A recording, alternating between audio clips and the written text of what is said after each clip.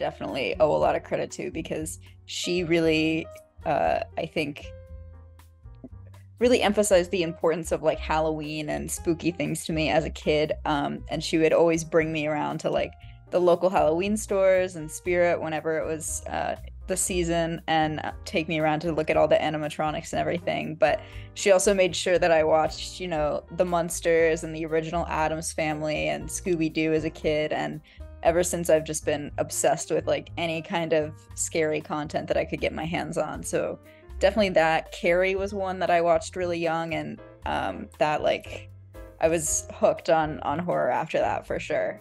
Well, I find your blog really amusing when you're Thank about to, you. because you do have that photo of you Yes. dressed as Norman Bates. I think around that Mhm. same age.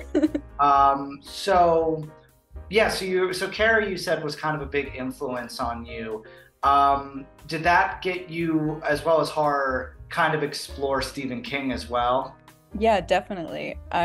Well, my mom introduced me to Carrie as, you know, like this story of a girl getting back at her bullies. And so I had no idea what to expect. And it was not what I was expecting at all. Because my mom presented it as this like fun girl power movie. Mhm. Um, I watched it because it came out when I was, I think, in middle school. And so that was really popular at the time, which got me into the series of It, which I loved. And then I watched The Shining, and then the Shining series, which I also loved. And yeah, I love a lot of Stephen King's content. I think I didn't get to experience it until most of it until I was a little bit older. But he has a lot of really amazing gateway horror, I think. So when did you decide you wanted to start writing about horror? I started writing like a horror film in middle school in sixth grade, because I wanted to. And then I sort of became, as I became more obsessed with horror and more hyper fixated on it, I just wanted to talk about it all the time. And I didn't really have like an outlet to do that because not many of my friends were really into horror like I was. Um, And in 2019, I went to this USC summer program where I took a horror film class from Dr. Rebecca McKendry, who is incredible and such an incredible filmmaker. And she really specified like just getting any kind of work out there, and like even if it isn't necessarily like film work, like writing about film and the importance of that. And so that really inspired me to start my blog. And I started that right around the time that COVID hit as well. So it was a really nice tool for me to have to kind of deal with the isolation and still be able to talk about all my interests. What's kind of your favorite subjects to cover in relation to horror? Reading through your blog, you often touch on LGBTQ plus representation or issues in horror, as well as people of color, women in general. So kind of what's your favorite topic to really explore in horror?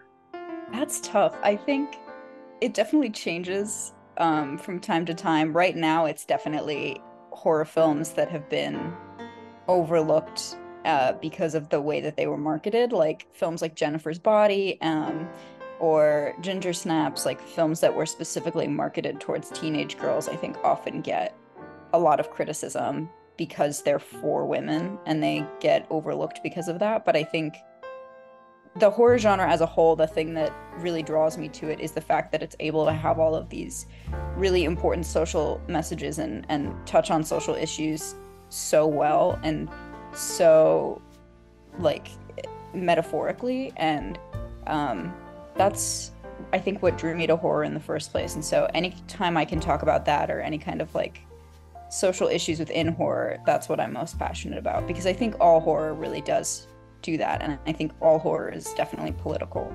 And like your writing started getting like noticed by more and more people. What was that feeling like? Like you were suddenly like, people are coming to me and listening to my opinions on these movies that I just wanted to write about because I really like them. It's been really crazy. I definitely started this blog like just so I would have an outlet to sort of talk about the things that I was interested. I really didn't think that anyone was going to read it, and it has been amazing, and I think I owe so much of its success to Phil Nobile Jr. and Fangoria, because they really, really helped me and really helped promote my blog. But it's been really amazing. It's just I'm really passionate about it, and so the fact that people are reading it and responding to it it's so crazy. Speaking of Fangoria, did you read Fangoria a lot when you were younger? Was that a magazine that you tried to get your hands on? I had like one issue of Fangoria as a kid. It definitely was very hard to find, but anytime that I saw it, I definitely tried to get it. But I was so happy to see it come back. And once it came back, like now I'm such a huge Fangoria fan, and I read every issue, obviously, because it's amazing. And I think it's such an important magazine and such an important company. I still can't believe that they let me work with them. Like, it's so amazing. You've also been able to do a lot of other really cool things. What are some of those things? Like, I'm assuming you've got to meet a lot more people in the horror industry, Yeah, and the film industry in general. And we could talk about how kind of I came across your work and stuff, but what were kind of some of like the really cool experiences you got because of your work? I think just I've been able to meet like some of my heroes and been able to talk to so many amazing people. I think one thing that was really exciting is last year, or in May, I got to go to the Salem Horror Festival for the first time, which is such an incredible festival. And I got to meet Hannah Mae Cummings from Monstrous Femme Films, who's amazing. And I have loved her work for so long. And to finally meet her was so incredible. And I got to meet the amazing filmmaker Alice Maya McKay, who is like that's exactly who I started my blog for, you know. And so to be able to meet her and sort of become friends with her was really cool. I've seen you talk a lot about is Welcome Week, which I believe is an anthology film that you got to do a segment, you got to direct and write a segment for.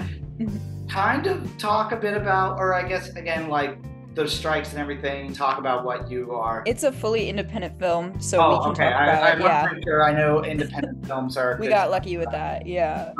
But sort of, how did that project come about, and then how you got involved, and we can kind of talk about then like what that experience was like. But initially, how did you get involved?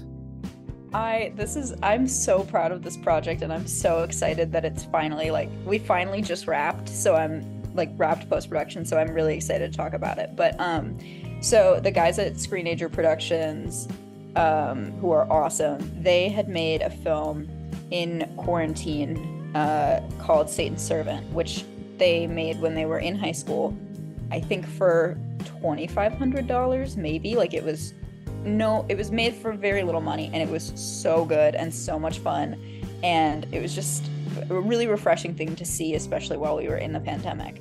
And so I had interviewed them for my blog, and because one thing that I really stressed a lot on my blog was teens in horror should have a voice, and young people and kids in horror should have a voice and should be able to make the content that they're watching, you know, and I think that's really important. I think kids should at least be consulted on kids shows, you know, and the way that they're represented. But so we had kept in contact because of that, and they brought Welcome Week to me, which is an anthology about the horrors of college. And we were all freshmen at film schools in different states, you know, in different places around the world, and we all specialized in horror, and we thought it would be really cool to have an anthology where each segment was a different film student, you know, at a different school somewhere with a different subgenre. And so Ethan and Jack, who are the Screenagers, they brought that to me,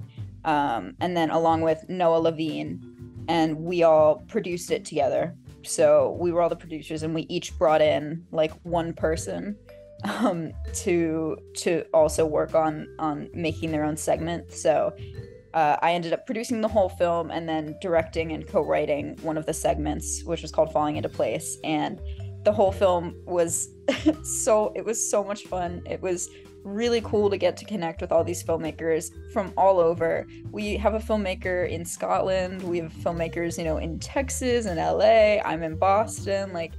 it's been really, really crazy. I was definitely nervous, but I think I was more excited, and so that was sort of what helped me kind of overcome that fear. And I also just I got really lucky with my team, and I was very selective about like who I had help me on the short, and everyone that was working on my short was so amazing and so helpful. And my co-writer Katie Jordan was amazing, and like I could not have done that without her. She was awesome. And so it was really everyone that worked on it, and Jack and Ethan and Noah gave us so much support. And so it was really about trusting the process and trusting everyone on my team, and just being like, this is what we're doing and this is what we've written, and it's gonna be good. Like, it's just trust the process. When it comes to recommending horror films, and you even have a section of your blog where you do have recommendations, what is kind of your go-to film that you recommend to people, whether they're newcomers or they're experienced horror fanatics? What's the film that you're like, if you have not seen this, you need to check this one out, this is a must watch? Because everyone has different fears and phobias, and so what's scary to me isn't going to be scary to you. And I think it really depends on the person, like what you're going to recommend them.